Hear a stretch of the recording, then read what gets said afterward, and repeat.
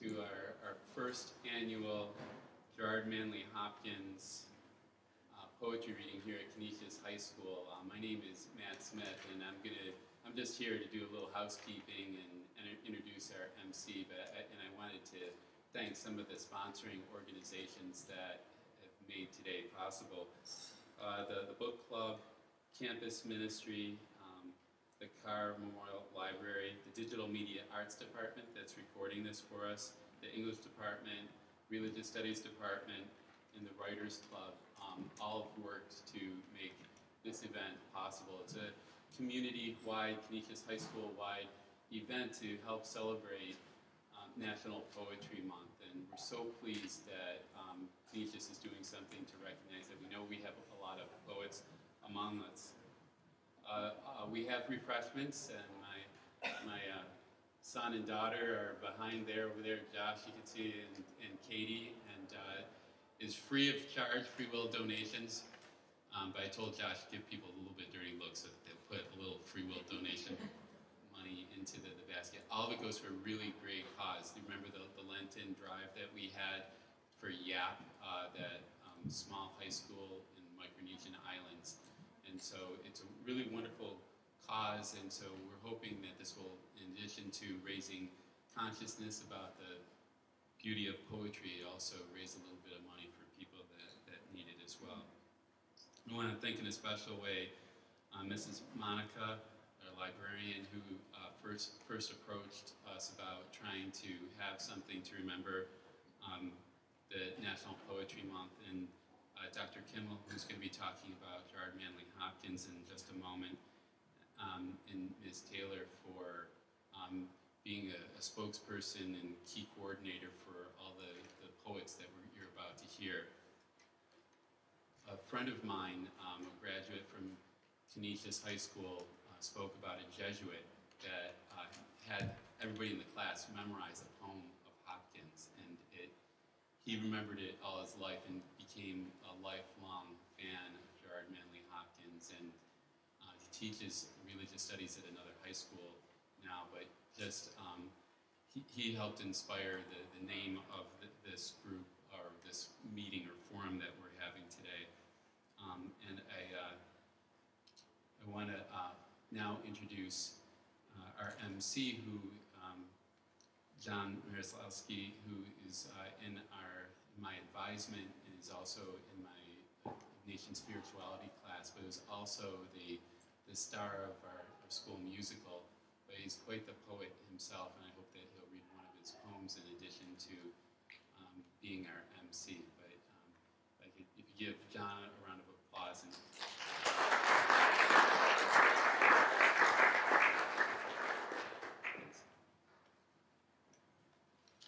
Hey everybody, welcome to the first of hopefully many more poetry readings here at Canisius. Like Mr. Smith said, this is a great opportunity not only to raise money for a great cause with Yap Catholic High School, but also to gain a greater appreciation of poetry and just words in general. Another thing to add, behind you there are a couple tables with some sheets of paper and pencils. I know for me, listening to a lot of artwork, and any different form inspires me to do some writing myself, so those are back there in case you wanted to, or if you felt inspired and wanted to scribble down a few things yourself. Without any further ado, I'd like to welcome Dr. Kimmel to come up and give our first reading. So.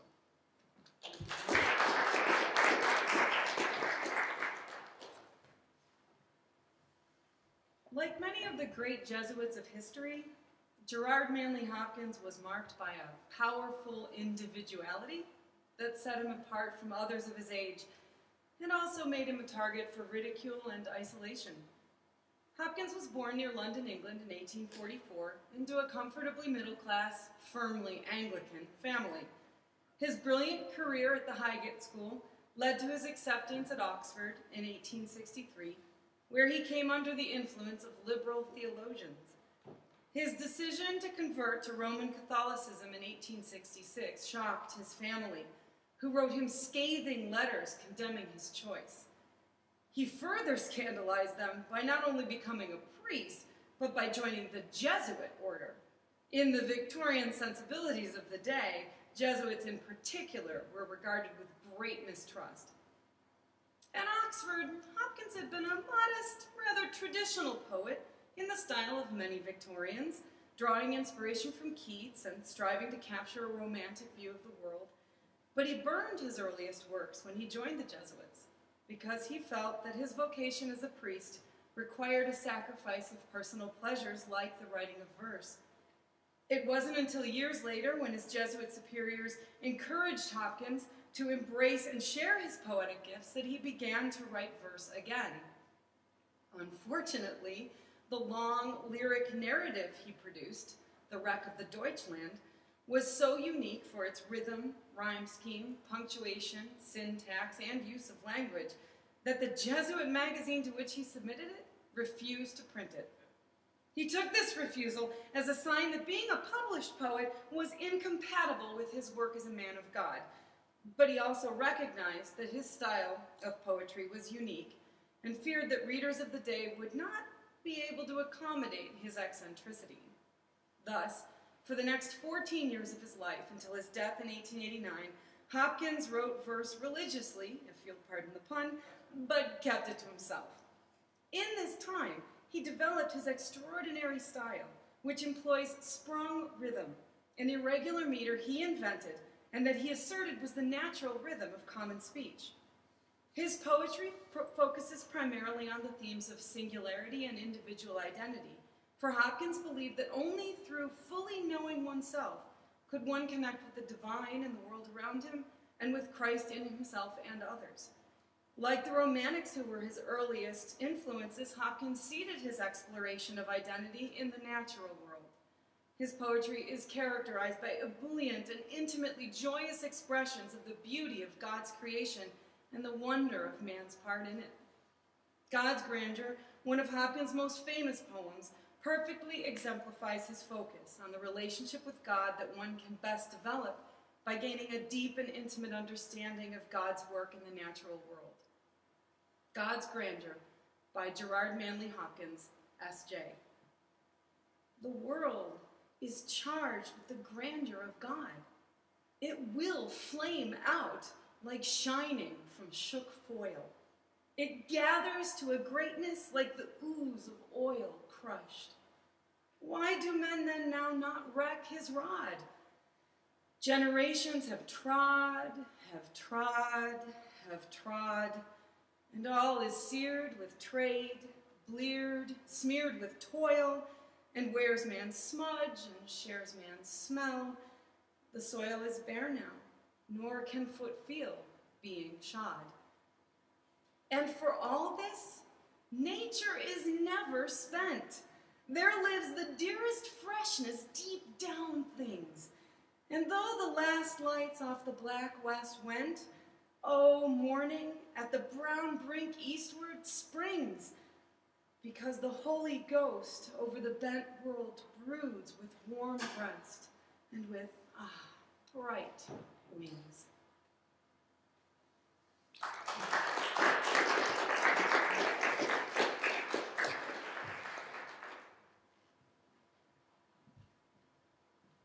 Thank you, Dr. Kimmel.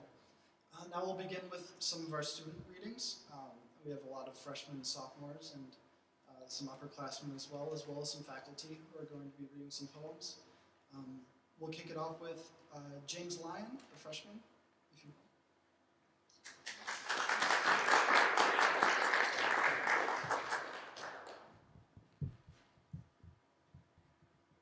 The Given Garden by James Lyon. Growing fresh vegetables, the given garden yields. Biding its time as people come close to see what the garden is supplying. The produce is nutritious, bursting with water. The given garden always provides its best. Children chew on the asparagus, excited to spread butter on it, making it delicious. Then, as the people grow weary, the given garden does not judge, but delivers plump pumpkins to every kitchen from the generous earth.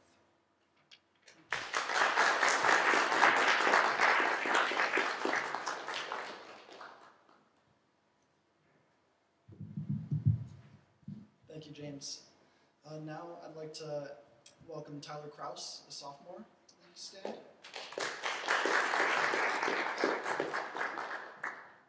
Good evening, everybody. My name is Tyler Kraus, and this is my Where I'm From poem.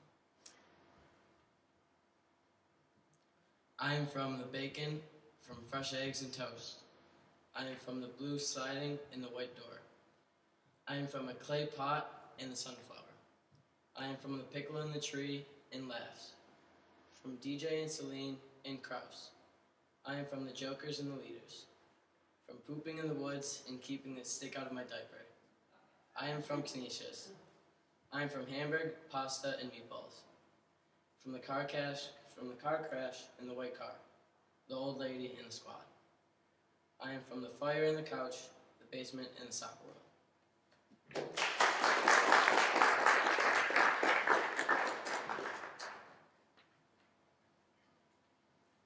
Thank you, Tyler.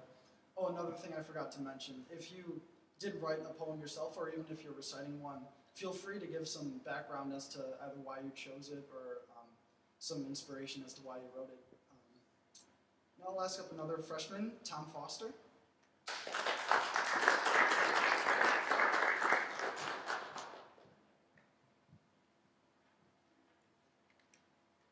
As he was talking about, sadly though, I not really have much inspiration for this poem. It just popped into my head. The Wishes Soup. Suddenly, my guide dog wants me to follow her quickly, and she thinks that she may have found a rather large discovery. I later on find myself outside the house, so I tell her to take us back home. This was the first time ever that she refused to do what I told her. So I decided to take a seat and eavesdrop a little on the person inside the house. And, quote, as a result of me being blind, God blessed me with tremendous hearing. I could hear that the person inside was a woman, and she loved to talk about her soup. The next thing you know, she's listing off all the ingredients as she put it into her pot. But these ingredients sounded rather strange for a bowl of soup, however. The woman recited, "First, I will start off with the blood of a deer, then a dust of the Sandman's sand, the wing of a fairy, a 3/4 cup of mud microwave for 3 minutes, the tear of a cyclops, one of Jack's magical beans, the nose of Pinocchio, Cinderella's glass shoe, bacon from the pig whose house didn't get blown down, the cobwebs of the spider, the apple from Adam and Eve, and for the piece of resistance, a human brain."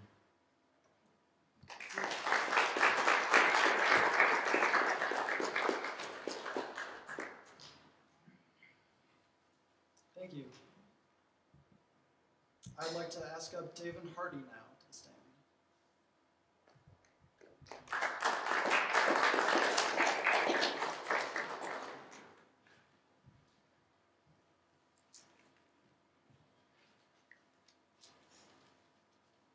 Hello, everybody. So, what inspired me to write this poem is my friend. He's kind of shy, but his past was kind of crazy. He never knew his dad. His mom was a drunk, so he kind of basically did for himself, trying to dig. He sold little things to basically keep himself alive. He was kind of isolated, so I tried to write this in his words. It's kind of vague, but I tried.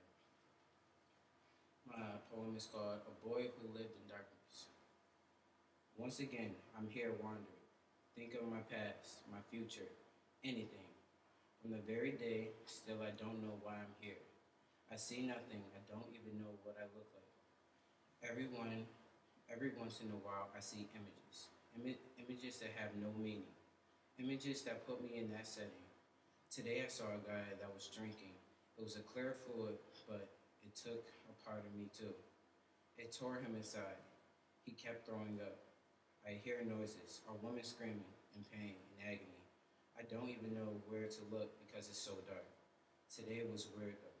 I actually saw a light, but where I saw was a fat man controlling a world like a wooden puppet. Is this the world I came from, a world controlled by evil and destruction? The man looked at me and said, "Hi, Timothy," and the light vanished. So now I wait in darkness, and I have something to think about. So now, here once again, a boy who stays in darkness. Thank you.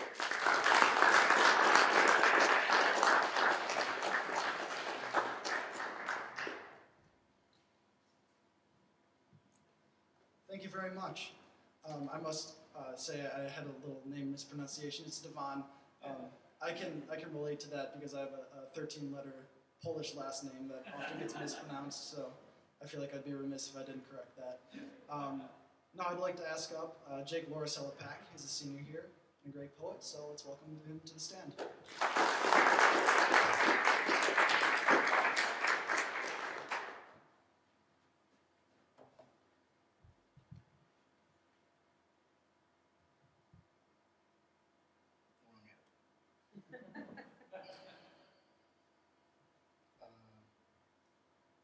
So this one, I went to Spot Coffee one day, and I was just watching the people go by. And you know, Spot Coffee is like it's part of Allentown, and there's a lot of college students who come by. And being a senior, I was thinking about my future at in college and stuff. So this is about that. It's called "This College Town." There's one thing that will never change. All-night hammering, paper word count, heading, cover page. What a toll shall enlightenment take? To be or not to be educated in the studious way that has been paved. And on the road, we look and search for that beyond the horizon, not what lies in imagination. Happy face. Your freedom's insurmountable in every way. From how you once watched the same people date in and out for years and years. How you watched the unknown hours and whispers of clandestine tongues float on by. Imprinting the delicate beam of your ear. In a way, watch them all as the whispers become mere squeaks, then reverberate to vocalizations of blissful silence. It will all pass, disappearing into the fate of your once fruitful existence of everything hip and cool, when the music was new and energetic and not the oldies that you sit around and reminisce about in your sour days, which, mind you, are just now starting to begin.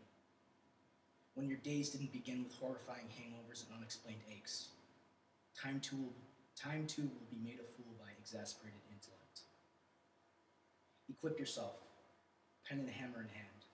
Scribble furiously with no remorse or feeling. Sit quietly and observe the magnitude of what surrounds you.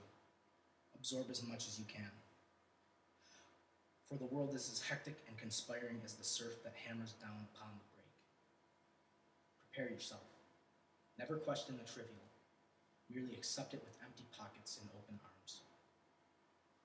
I'm not sure if I should read another one, but all right.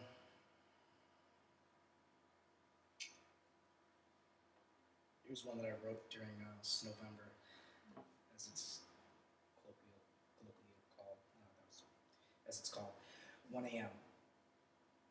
It was cold. A brilliant frost spawned fractals of ice that spidered up the glass. Breathe a heavy cloud of stress. Inhale, but to no success, for the same air of your breath contains a large amount of the last. Reach, put up your hand, let that warmth radiate and leave the glass exposed and wet. A lot can happen at 1 a.m. Thank you.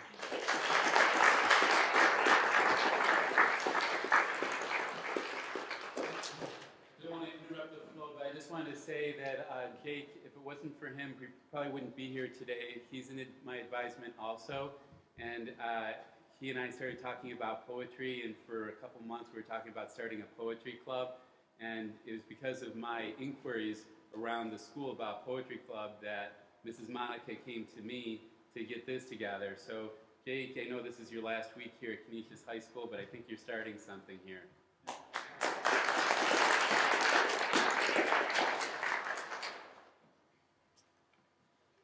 Now I'd like to call up a faculty member, so Mr. Appleton, if you'd like to read one of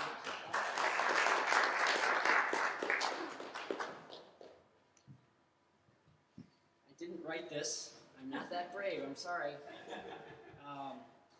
This is E. E. Cummings. and I haven't taught it in a while, so here it is. Old age sticks. Old age sticks up keep off signs, and youth yanks them down. Old age cries, no, tress and pass, youth laughs. Sing old age, scolds forbidden, stop, mustn't, don't, and youth goes right on growing old.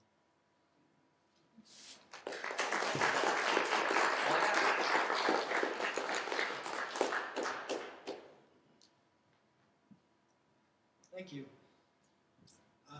Cass Sablatsky, another freshman.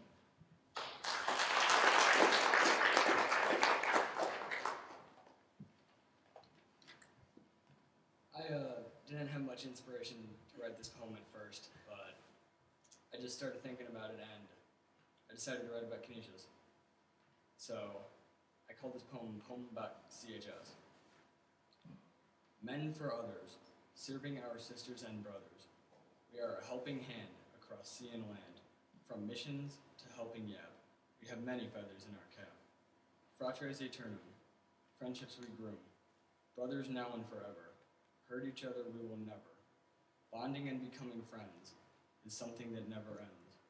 Canisius High School, under God's rule, we serve others and are there for each other. We are CHS.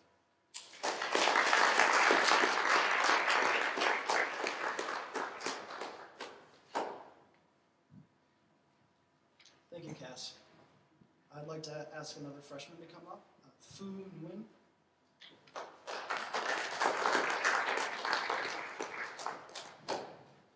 This poem, what inspired me to write this poem was the world in general. That there are many things we haven't discovered yet. There are many things we don't know, and that it's time to go look for those. A real world. What should this poem be about? Should it be about the sky, theology, the letter A? I don't know what to say but this. When who comes to show where what is, how and why is it doing this? When is when? Who is who? Where is where? What is what? How is how? Why is why? Don't ask me those questions because I don't know. But what I can say about it is this. Who is the one to show where what is? And will only say how and why when the time is right.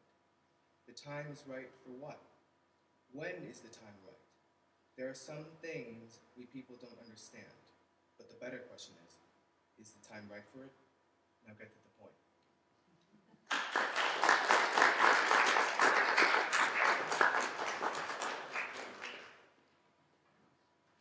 Thank you, Fu. Now I'd like to ask a sophomore, Bernard Dent.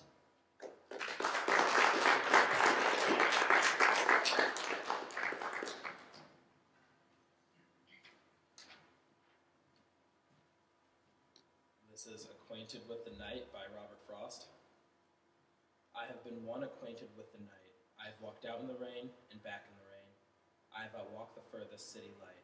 I have looked down the saddest city lane. I have passed by the watchman on his beat and dropped my eyes, unwilling to explain. I have stood still and stopped the sound of feet when far away an interrupted cry came over houses from another street.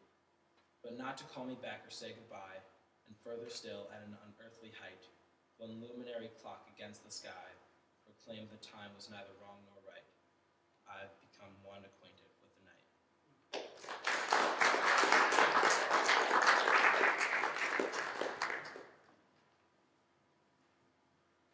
Thank you, Bernard. Another sophomore, Jackson Kelly, if you'd like to come up.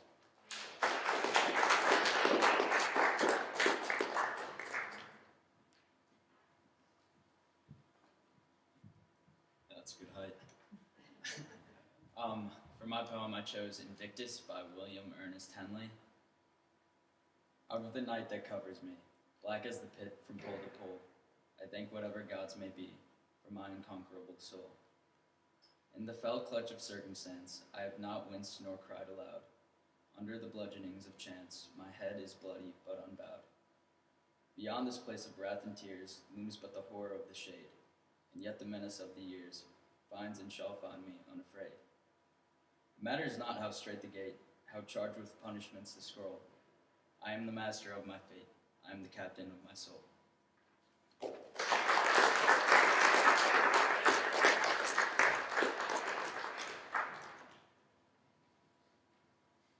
Thank you, Jackson. I'd like to invite another member of the faculty up, Mrs. Beckwith.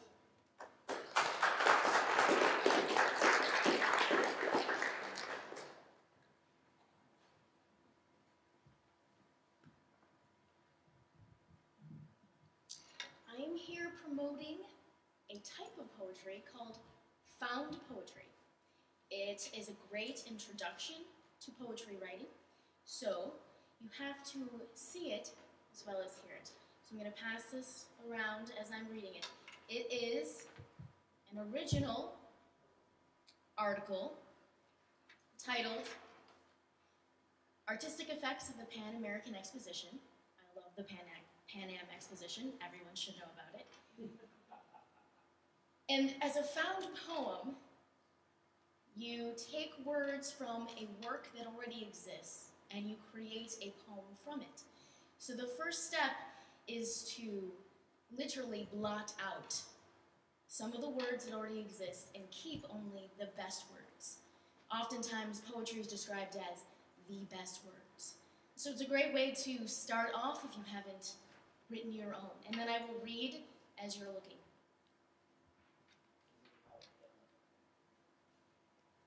The poem is about the Pan Am Exposition. The article is a review from 1901 from the author Ernest Noft on the actual Pan Am Exposition. Nocturnal architecture, not textbook. Art of the 20th century. Pan-American promulgators planned power.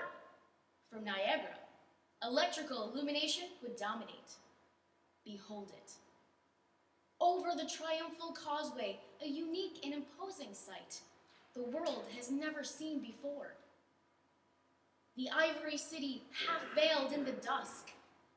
Suddenly, tiny pink buds of light bloom. A moment.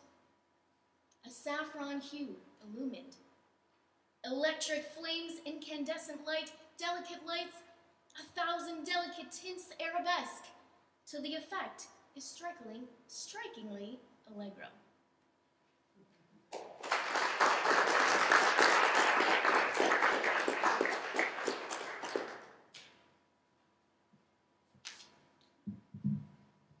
Thank you, Mrs. Beckwith.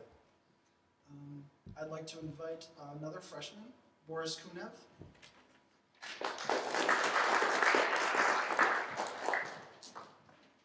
Alright. I wrote this poem. It's called Forgetful Thoughts. A moment of silence in a barren desert, like a confused dog looking at its master. Forgetting thoughts are the... Oh wait, I can't remember. Maybe like falling, not remembering. Like trying to punch your face. No, like trying to punch your brain in the face. Like an ocean that is vast. Forgetting a thought is not forgetful.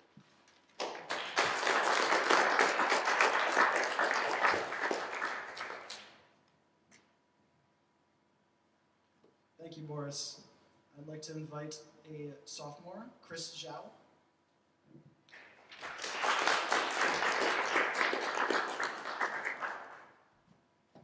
Hi, my name is Chris, and actually I chose my favorite poem, but 10 minutes ago I changed my mind and to read a poem that I write. And this is like I came to America, and you know, life is difficult, so think about the life and you know, the bad things, and you grow up, probably the bad things is the most beautiful thing. And in this life, there's one necessary be a calm after a storm. There may not be a rainbow after the sky clears up. That's why your look of nonsense doesn't mean you are not playing dumb. Not every relationship has a beginning and an end. And being alone is not necessarily scary. But in the life, there will always be that inevitable mental pain. If only your eyes can only sense smells. If only every tear you shed touched somebody's heart. If only your dreams from now on are now for nothing. In this life, if there's something worth celebrating, it's because there's you to living up the word. Thanks.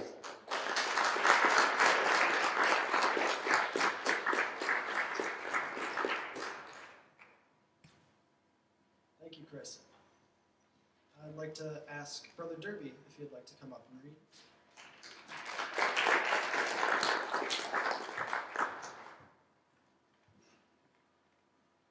I'm just blown away by all these talented poets. I do not write poetry. And I had a hard time choosing a poem because I love poetry and I had so many poems I wanted to read. So I'm reading one, and a lot of the poems that I like end up being, they're about poetry. And this one is a poem about poetry by Pablo Neruda, the Chilean poet, and it's called Ode to the Book. When I close a book, I open life. I hear faltering cries among harbors.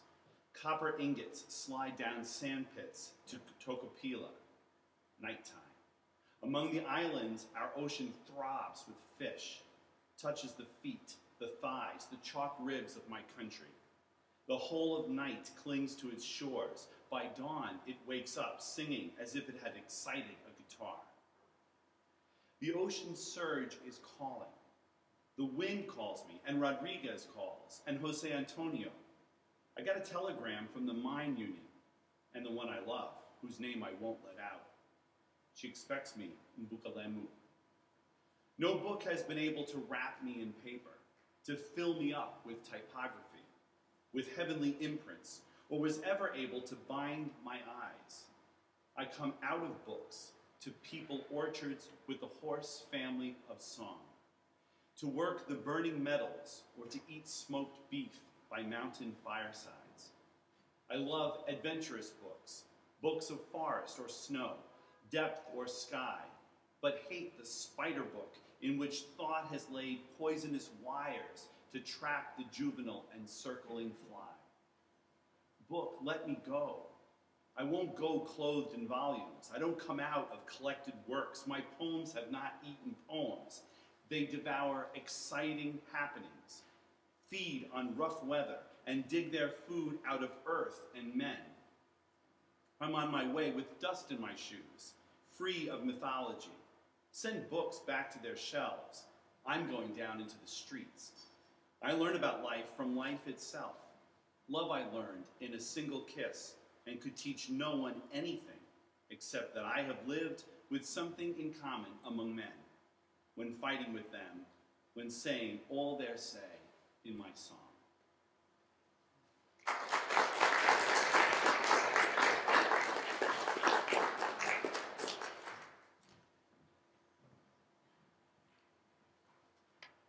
Thank you, Brother Derby.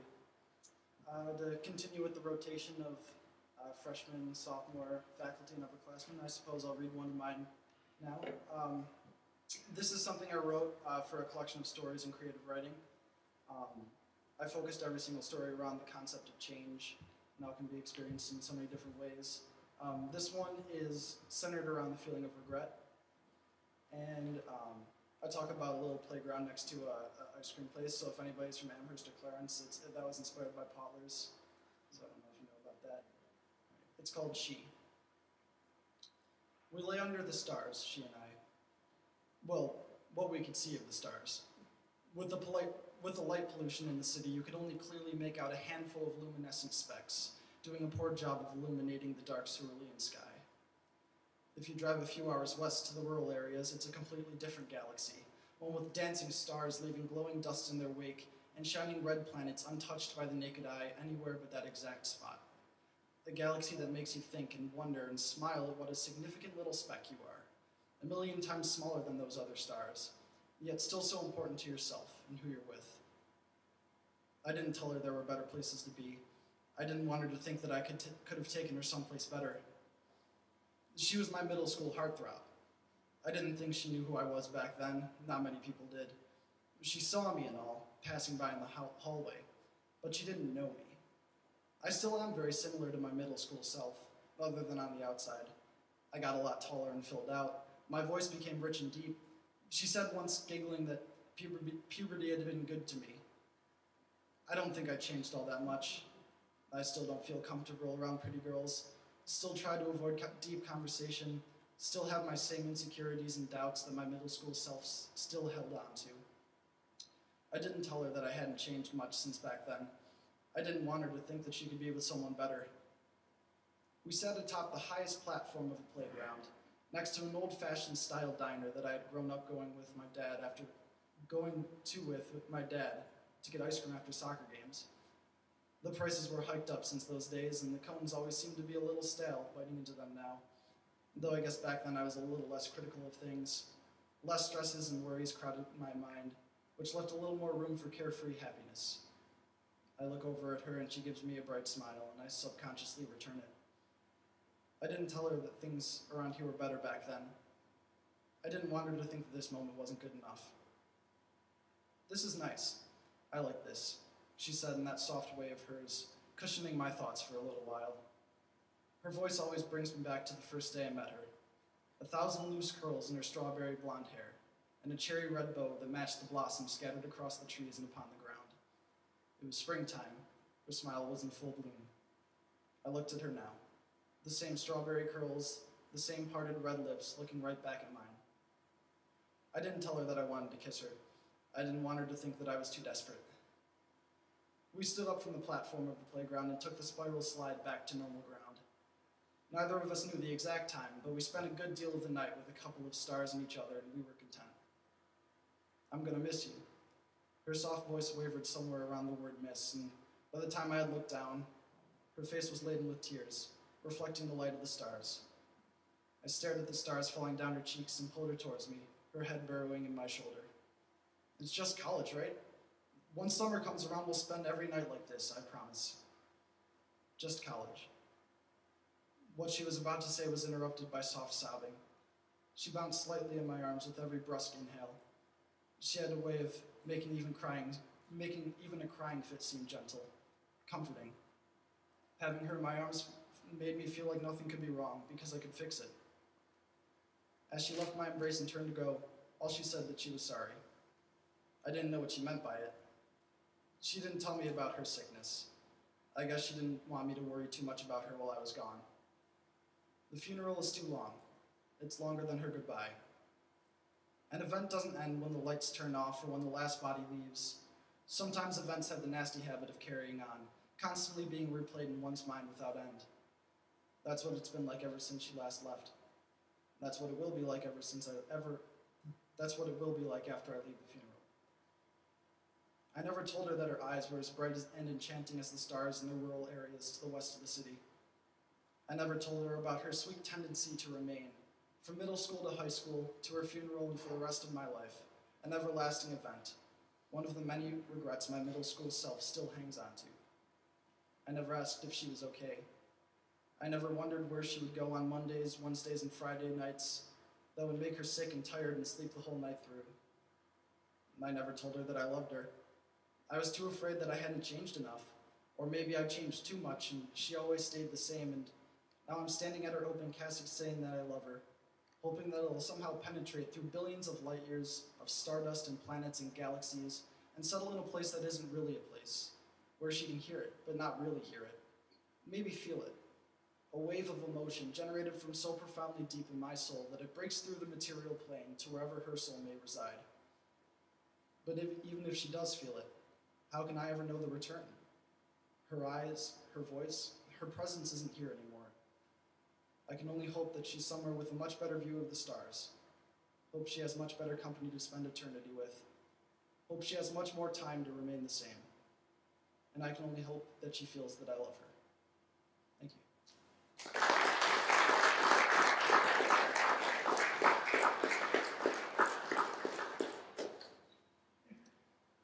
I'd now like to ask up a freshman, Max Belinevsky.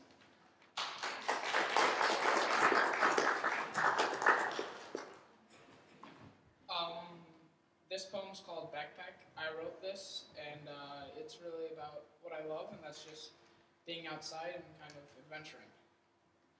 Days on end, sun up, sun down, through Alaska, Peru, and Argentina. Raindrops and snowflakes, packed to the rim. Carabiners are abundant, blistered feet and chafing calves. First aid kit is used until drying. Solomon and Patagonia, bandanas and bucket hats. Fishing and climbing, biggest catch and gnarliest wall. 1,000 miles, 1,000 smiles.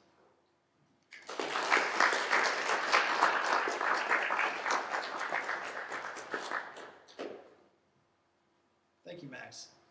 I'd like to ask up a sophomore, William Wu.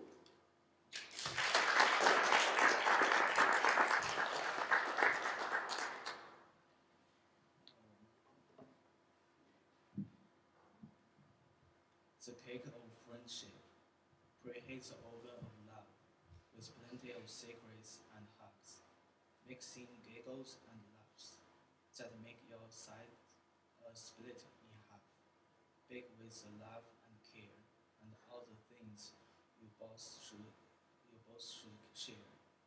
Decorated with frosting or trust, this is really a must. Enjoy the cake, do not eat it fast, just like your new relationship, make it last.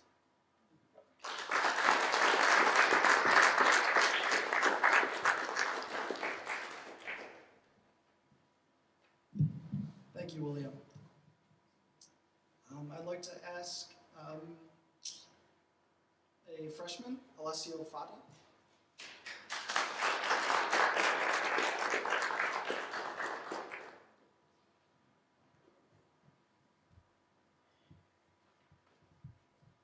The Titan in the skies.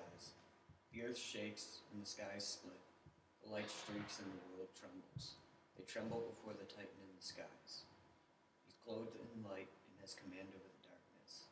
He is always around and looks on with vengeance.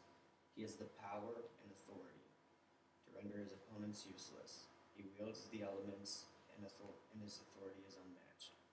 The Titan is a fearsome dragon. The world is a young boy's mind. This is the mind of one who is right. The mind of the young is the most magical, capable of leading them to become the master of the brain. They are guided by another Titan in the sky, God.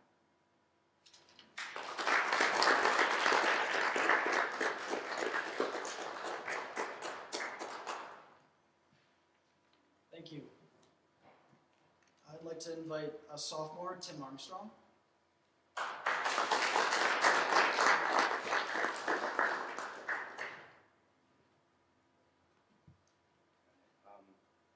I'd like to read too, if you don't mind.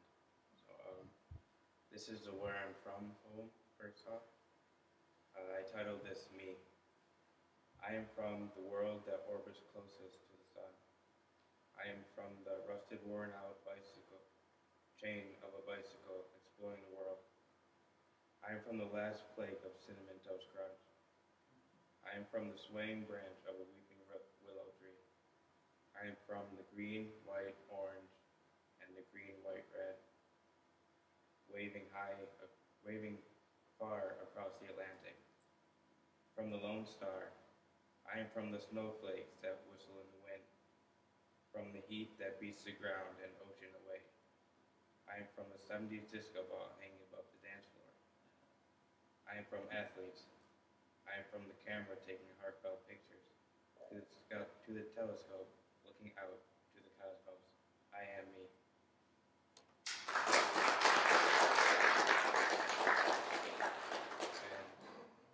And this one, I was just kind of, I don't know why I was inspired to do it.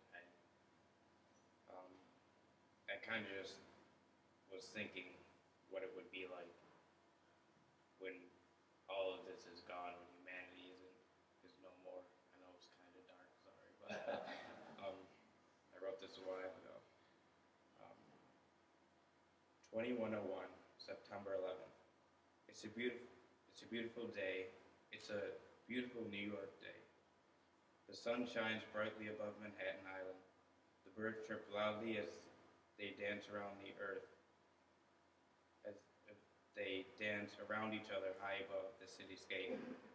Like any other day in New York City, the streets are flooded. The noise of the city fills the air. Suddenly, one noise is heard above all the others. The sound is so crippling that it seems as if all the inhabitants of Manhattan stopped making noise at once. Soon after this started, a sound of breaking glass followed. The foundation of the Freedom Tower started to buckle. Every living thing in the city watched in horror. Finally, the foundation gave way, and the building came hurtling down to the earth. The ash cloud covered all of Manhattan. The last building had fallen.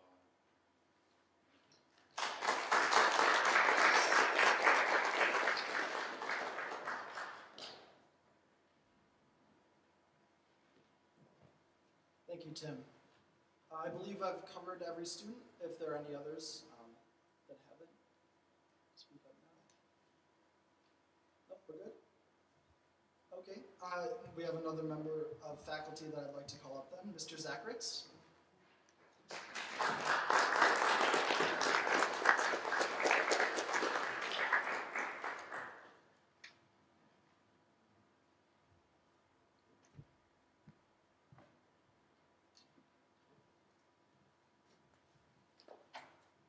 Hello, is this on? Does that work? Hello? Yeah, okay, I gotta lean in. All right. Oh, I was a fellow of the Western New York Writing Project over at Canisius College a few years back, and I'm stirring the pot. I want to get back into poetry. There's a nice poetry circuit here in town. There's several opportunities with open mics, and if you pay your dues and you show up often, and apparently someone likes your stuff, it could turn into a paying gig. $25 for 25 minutes, that's a pretty good pay grade. But anyway, I want to read a few of my quote-unquote published works. These are vanity press, so it doesn't really count.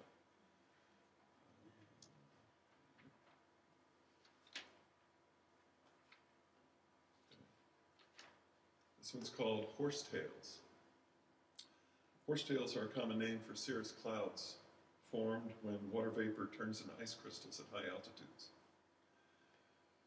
There are some of my breaths from 1964, miles above, indicating fair weather, reminding me of that carefree summer, catching frogs, skipping stones, playing freeze tag till dinner time.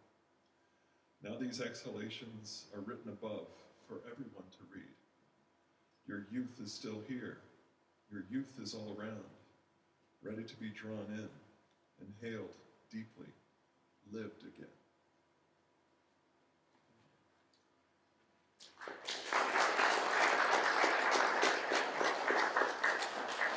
And I don't know if you're familiar with Mike Myers, the custom there is snapping as an alternative. We're clapping, I'm just saying.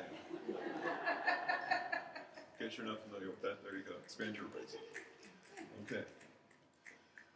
Next one up is called Brainstorm. Okay, here we go.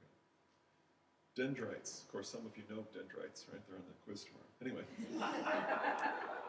Dendrites dancing. Sodium gates strut their guard. A flood of thought.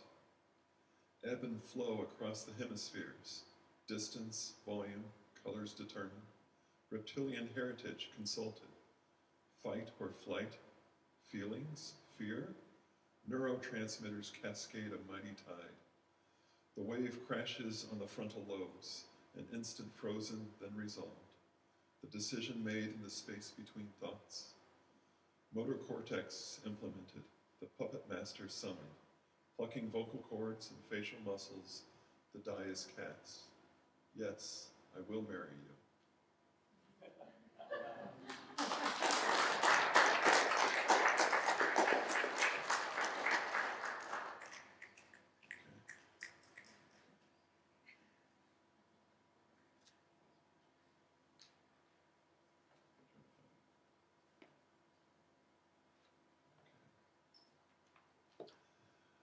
This one was inspired by Mary Cothy, Mrs. Cothy. She was a kindergarten teacher for years. She taught two of my kids coming up, and she was a cornerstone in the poetry of Western New York. And she remembered telling me one of the professors at Canisius College thought her poetry needed more goddesses in it. So I took that as an idea to try to write something that has goddesses, but it also has science vocabulary in here. So here's a mixed bag. This is called Things I Am Thankful For. I am thankful for the laws of physics, quarks forging triumvirates, deuterium overcoming the repulsion of likeness, merging, fusing, creating new forms of nuclear community. I am thankful for the stars. They presage the toils of Penelope, knitting new atoms, a tapestry of Mendeleev, unfurling their day's work into the arms of the Milky Way. We are the phoenix that rose from those ashes. I am thankful for life. Hephaestus' forge in ocean deep, or humble pool felled by Artemis, the notes of life assembled, arranged into a mighty chorus. I am doubly thankful for my life, for I have become both music and musician. I have bequeathed my stardust unto the generations, my life a full measure.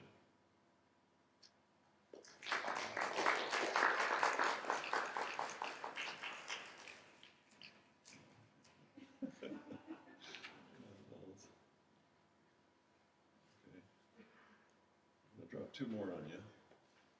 This one's called Spelling Counts, and I'm not sure what they're called. It's a quote from someone else before you begin. And this is from Richard Dawkins, a blind watchmaker. The idea of tiny changes accumulated over many steps is an immensely powerful idea, capable of explaining an enormous range of things that would otherwise be inexplicable. So spelling counts. At the most intimate levels, spelling does count. Typos have, in effect, made us who we are. Eons ago, the first primer was written, nearly random letters. Molecules learned to read and write. And now the world is a stage. We all follow our scripts. Enter from the wings, say our lines, exit stage right. Some of us have no lines. Others are altruistic, working the lights or mastering the props. Many actors turn into writer-producer, scripting the next scene.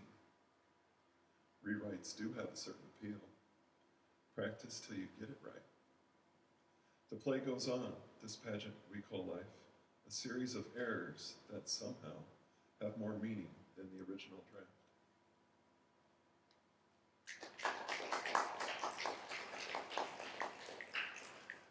And the last one, this bugged me when they started selling Name a Star. You can name a star after anyone you want because stars last forever, and that is not true.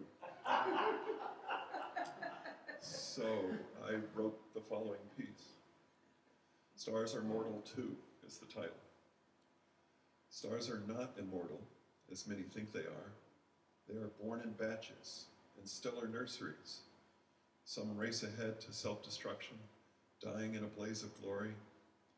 Others, longer-lived, stroll the arms of the Milky Way with their retinue of planets in tow. Our ancestors were not foolish to worship the sun and the stars, for we are their children. The carbon in our DNA, the iron in our blood, the gold in our vaults, the uranium in our arsenals, star stuff, bequeathed to us by dying suns. We do not face that long, dark night alone. The stars are mortal too, and we walk that road together. Thank you very much.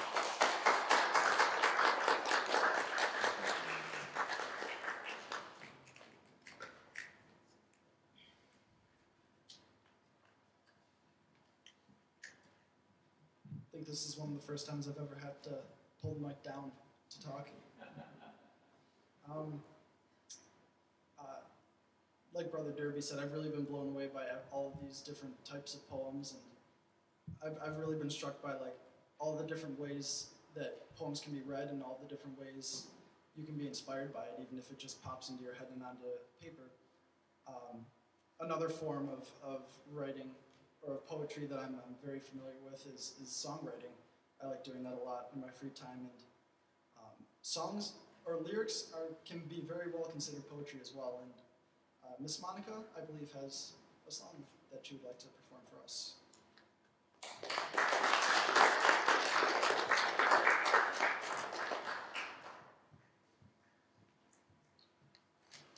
Well, howdy. Okay, I'm doing this because Mr. Smith made me promise to do this. All right, what you need to understand is part of it is I have been writing music for many, many years. And what you got to understand is mostly they're for weddings. Okay, so what I have here is a song which is based upon the Psalm 45. Okay, so we'll let it go.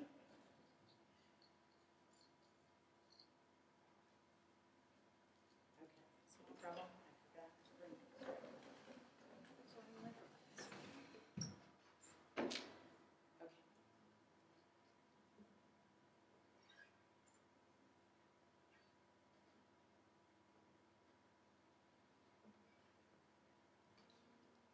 All right, let's see if I can pull this out.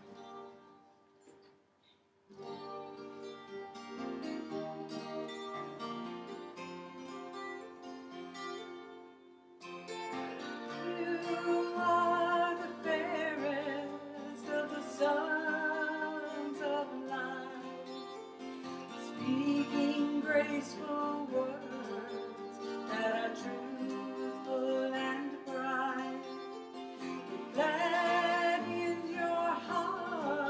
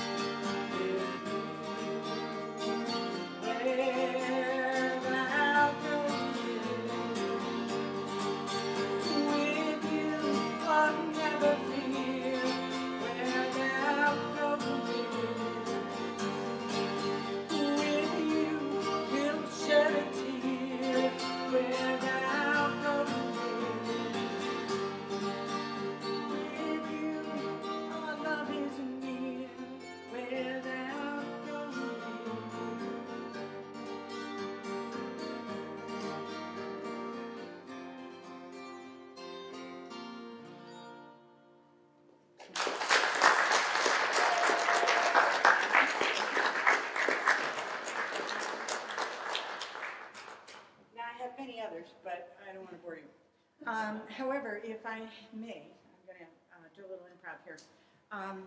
We have the Santa Claus. And as Mr. Smith illustrated, the book club has actually sponsored part of this. So one of our book club members, Jack Semko, who is going to graduate, he's a junior, has written and been published in 2 issues of the Santa Claus. So I thought perhaps I would share it. He couldn't be here, so I thought I would share it. This is called The Dance of Writing. The hand hugs the pencil. Together, they dance. The hand whirls and twirls with the pencil, creating what we call writing. The hand brings the pencil up and down, side to side, as they perform their number across the flanked white stage. We look at it every day. You are looking at them right now in the very traces of a brilliant dance.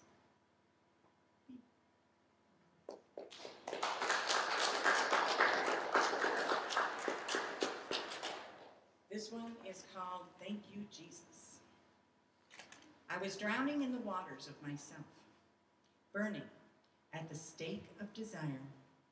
The sword of greed had impaled me. I was blinded in the smoke of my own pleasure. Then you came. You mended my wounds and repaired my bones. You put real air into my lungs. My sight was healed. And then I breathed, and I saw for the first time. Well done, Jack.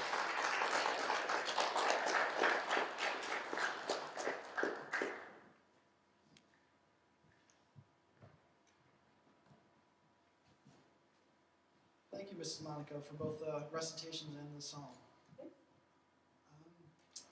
If there are any more students who have another poem they want to read, if they have anything else lined up. Jake?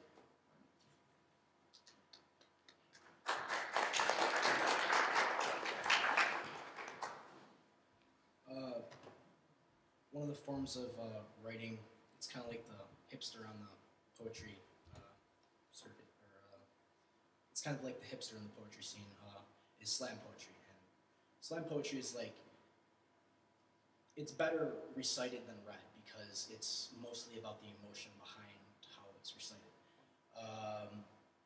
I guess you would call this one a slam poem. It's called Colorblind, and it really doesn't have anything to do with me being colorblind. It's just, that's what I named it.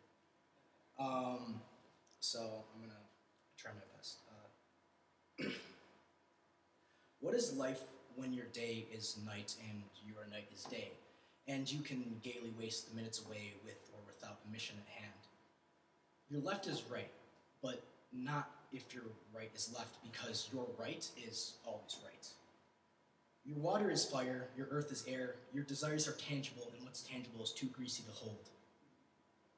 When your shoes go on backward, but your head is faced the same way, so you're always going in reverse, unless, of course, you're backing up, then you're moving forward. When you feel concussed after a good night's sleep and hitting your head will make you think. When you're tired beyond belief, but sleep is fevered and revered as a delicacy. Your greens are red and your purples and pink. You've got to be kidding. Everything looks khaki or tan or beige. I'm not sure what the difference between them is. Luckily, your three-dimensional world is limited to 2, an idea not even conceivable to you. But to I, my 2 is 3, but my 3 is not 2, but rather a 1 with a rotten pair attached. I guess there's reality within the puzzle, even if the pieces don't match up. It still makes a picture when it looks nothing like the box.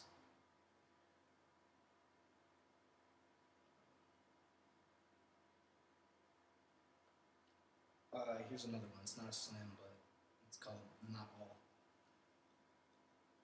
Not all men are born the same, just as no woman If you look real hard upon the fringes of society, you'll see something peculiar. You'll see a collected mass of humans holding on for dear life, grappling onto one another. Step back and stare deeply into the disparity around you. Notice there is no hatred, no malice of thought, because the only thing they have is fear.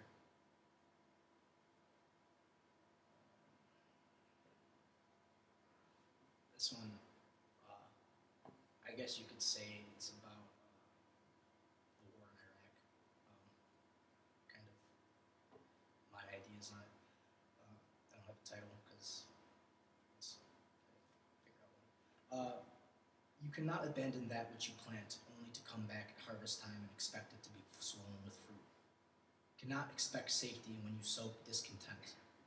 You can expect failure and resent when it becomes aware that it is nothing but a crop, planted and groomed, sucked dry by a monstrous parasite, only existing for the enjoyment and supply of others, sacrificing themselves for nothing. This one, again, is about my senior year at Canisius. It's very short, but I kind of feel that it's appropriate. Too much and too often, too little and not enough. A bit more, but not too far. Suddenly gone, but not forgotten.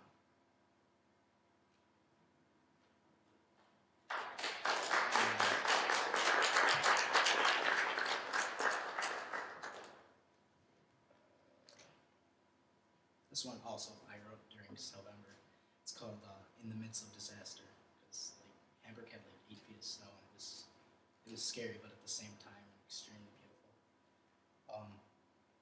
How can you be chaos if you know nothing of it? How can one chill or purple yet be so warming? How can your mysterious living and ephemeral flight be overshadowed? We see with minds over hearts. Depend on that which has simple meaning, rather than acting on that which is rambling and fleeting.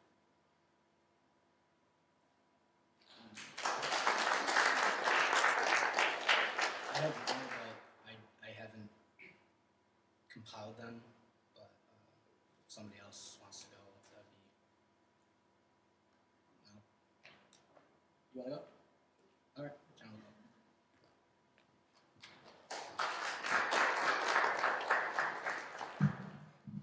First, I'd like to say thank you to Jake. Those were all very, very good. Okay.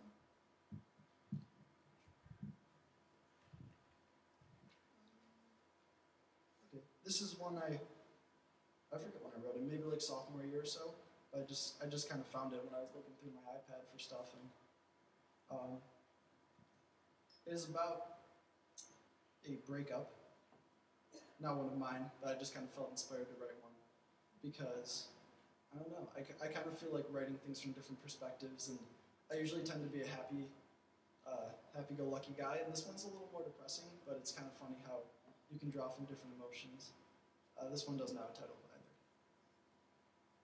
I can't just let it slide. The frame's face down on my dresser, but there are pictures still supplied, stacked in a cheap blue plastic nightstand in my mind. Yeah, they're stuck on there real good. Some spilled and dried soda, making sure the stickiest memories don't get pried. And the chocolate's gone stale, but I'm sure it'll melt in summertime. Time. It's what anyone needs. But somehow time doesn't move in the dull light, and I'm dyslexic, blind. I can't read you. I can't see myself. Am I reacting now, or lashing out?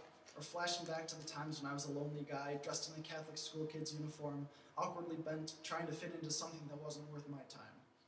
Flat out, I'm not used to accepting care. I can't believe the girl who'd given anything for me in 8th grade.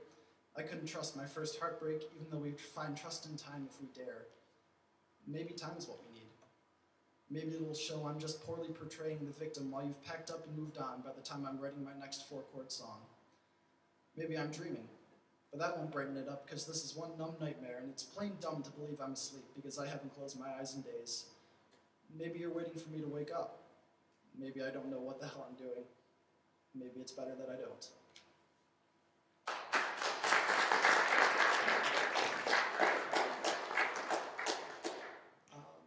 I believe Brother Derby has a poem to wrap things up for us.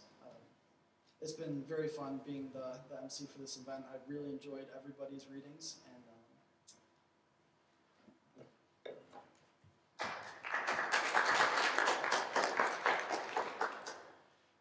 actually Mr. Smith's request that we let Jared Manley Hopkins have the last word.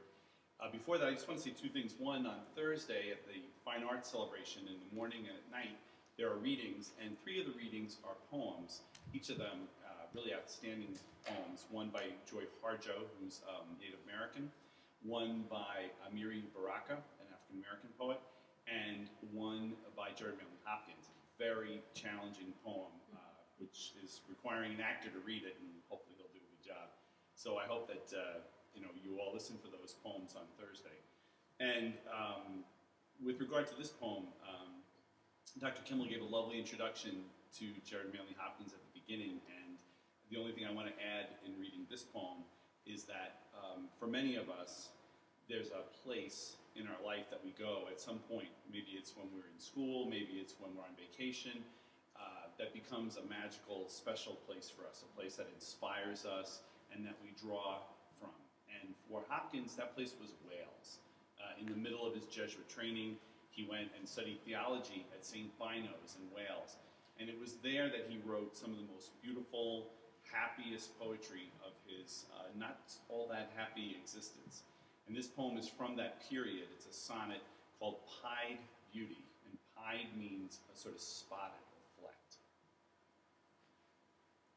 Glory be to God for dappled things, for skies of couple color as a brinded cow, for rose moles all in stipple upon trout that swim. Fresh fire cold chestnut falls, finch's wings, landscape plotted and pieced, fold, fallow, and plow, and old trades, their gear and tackle and trim. All things counter, original, spare, strange, whatever is fickle, freckled, who knows how, with swift, slow, sweet, sour, a dazzle, dim, he fathers forth, whose beauty is past change. Praise him. Thank you.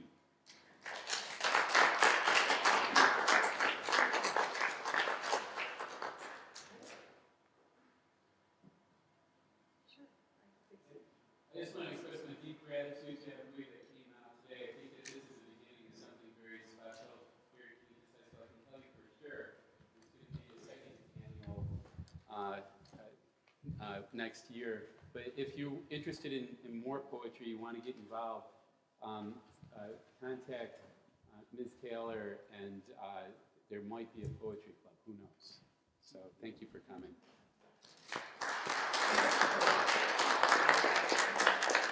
Thank you, Don, and thank you, Jake, for getting the ball rolling earlier in the fall.